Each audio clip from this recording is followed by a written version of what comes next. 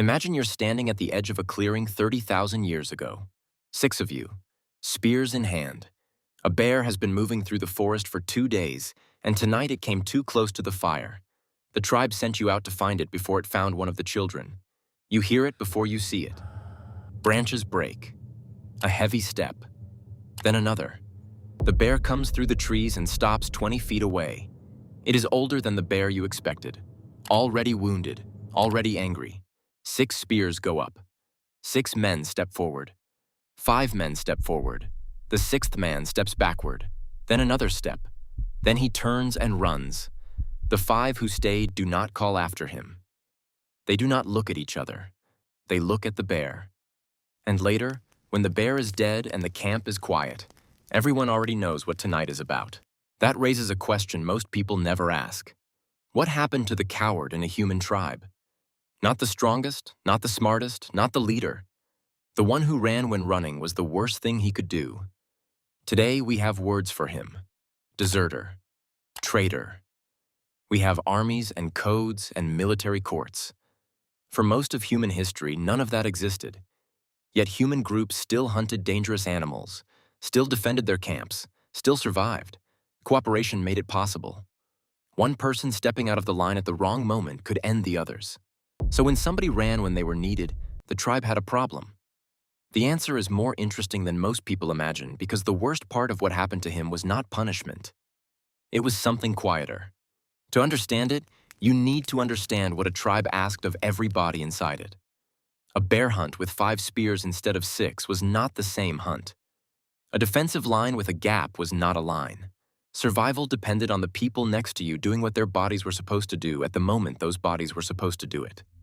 And every adult in the tribe had felt the urge to do something else. The urge to step back. The urge to turn and run. The question was never whether you felt it. The question was whether your body obeyed. This is where it helps to know what the body is actually doing. When you stand in front of something that might kill you, a small region near the base of the brain takes over in about 1/5 of a second.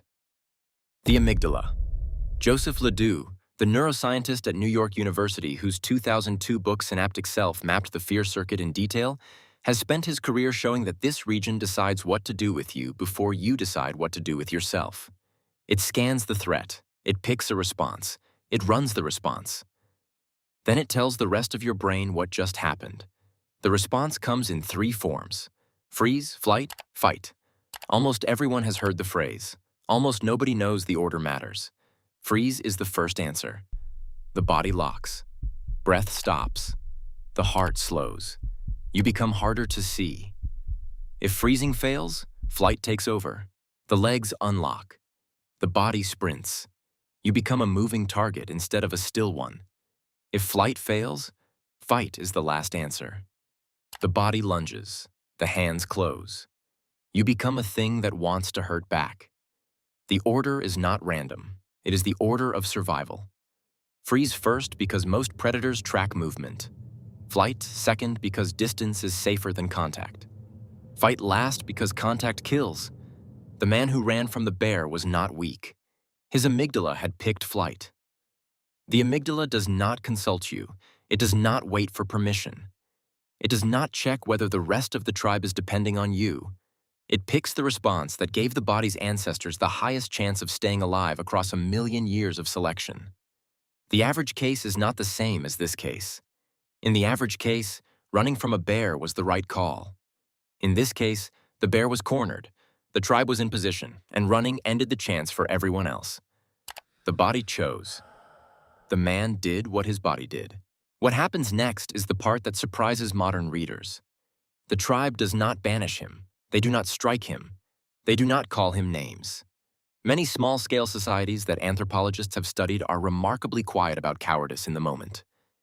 The shouting comes later, if it comes at all. What happens instead is more permanent. The next morning, the man wakes up and the camp is the same and not the same. The fire is in the same place. The children are still loud. His sleeping mat is where he left it. But the man beside him at the hunt the day before does not look up when he passes. The woman who had been weaving near him moves her work to the other side of the fire.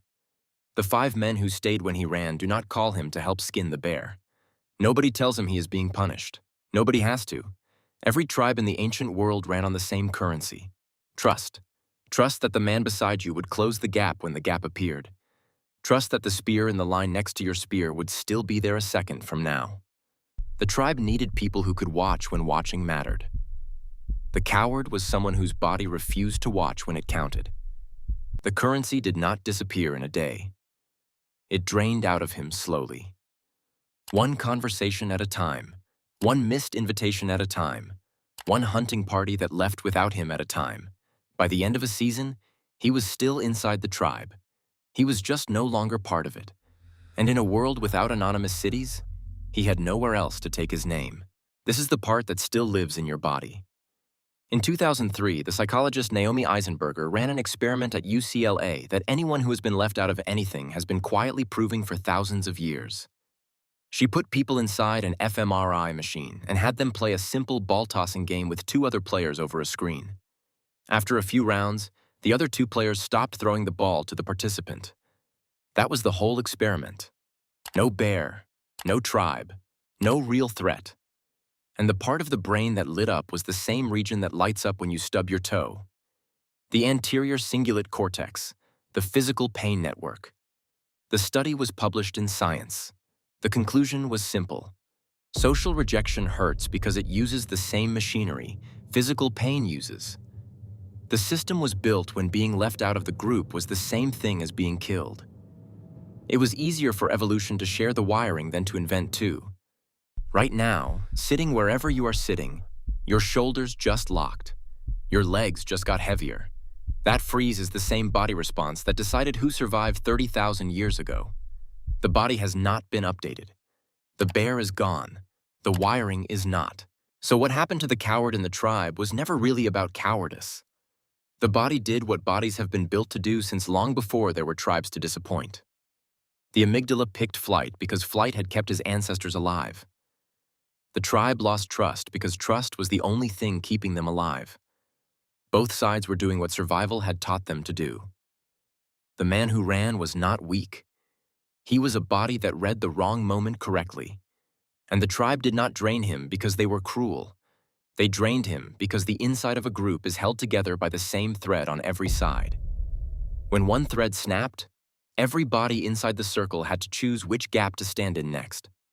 Thousands of generations later, you still feel it. You feel it when you step back from a confrontation you should have entered. You feel it in the seconds after. That feeling is not weakness. It is the old fire still warning you about the empty space beside it. Because beyond the edge of the circle, in the place where nobody had your back, being alone was the most dangerous thing in the world.